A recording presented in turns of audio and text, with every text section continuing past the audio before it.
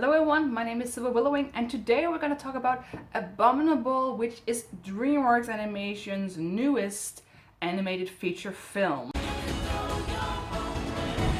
When he sets her mind on something, nothing is impossible.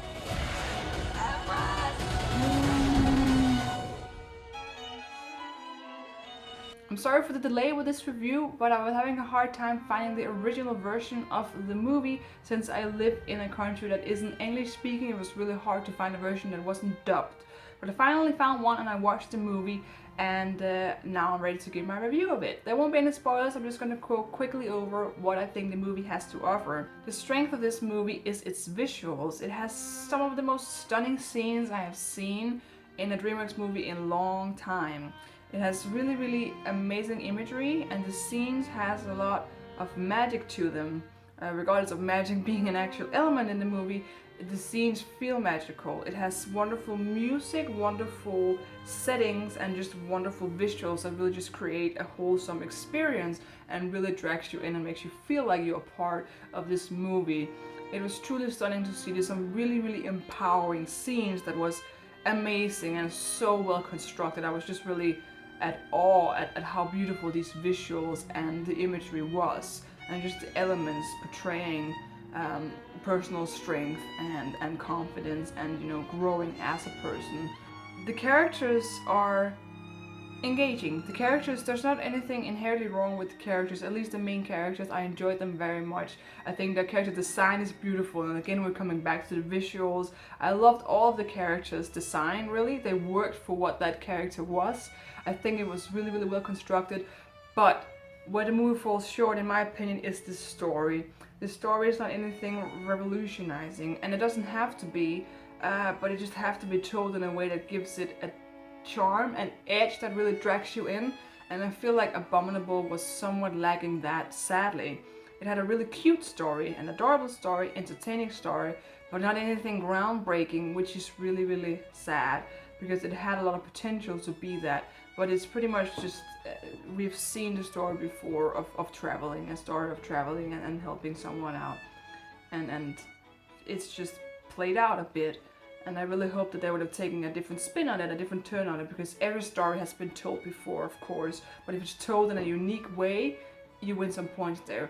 But this, I feel like, wasn't strong enough to really break through, or at least add up to the visuals. It's sad it did not do that.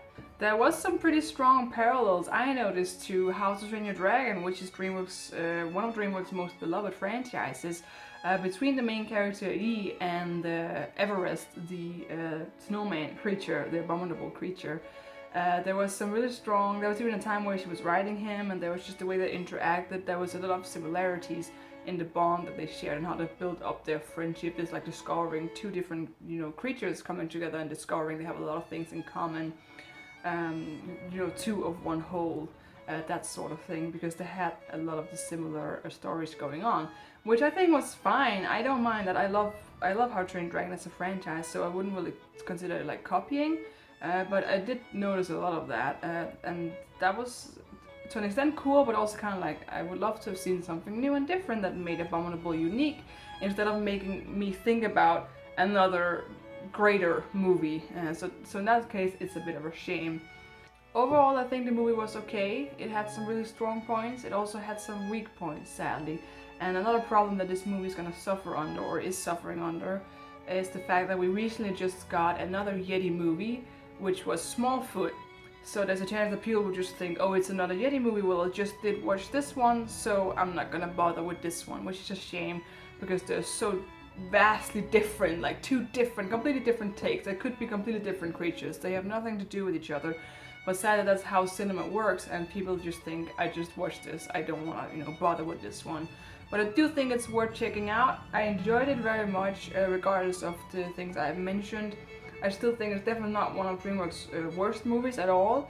I would probably pick it up on DVD. I think it had some really memorable visuals, and that's something I appreciate. Sadly, the story was just lacking, but overall, I think a really decent and sturdy movie.